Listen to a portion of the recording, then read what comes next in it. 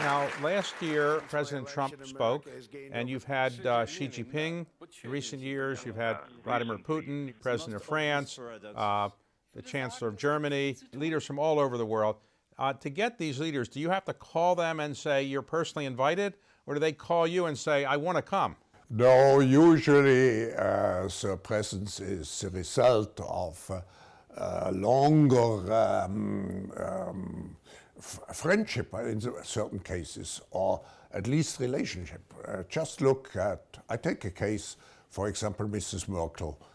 When Chancellor, or Mrs. Merkel at that time, when there was the fall of the wall, and by the way, the World Economic Forum was very engaged and essential in the German reunification, because Chancellor Kohl and his East German counterpart met the first time in Davos and decided to go ahead with the unification.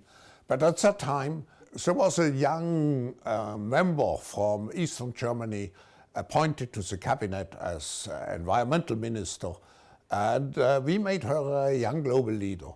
And she came regularly to Davos, and so out of, let's say, this first invitation, regular participation has developed over the last years. And I could go on and on.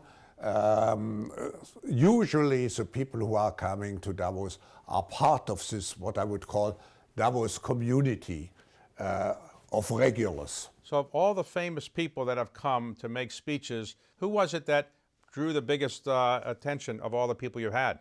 I think it's difficult because it was always related to the specific timing when someone came. For example, when President Trump came, he was the first year in the office. But for me, the most important or the most memorable participant certainly was Nelson Mandela. So, Klaus, you've got a lot of prominent people coming, business people, government people.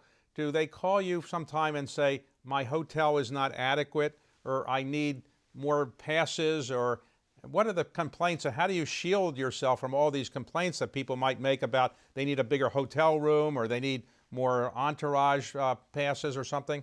Because with most of those people I'm in touch more on an intellectual basis, on a political basis, on a conceptual basis. So fortunately, they don't always dare to call me if there are such matters, but they call my staff and really insist, because Davos is a place for skiing.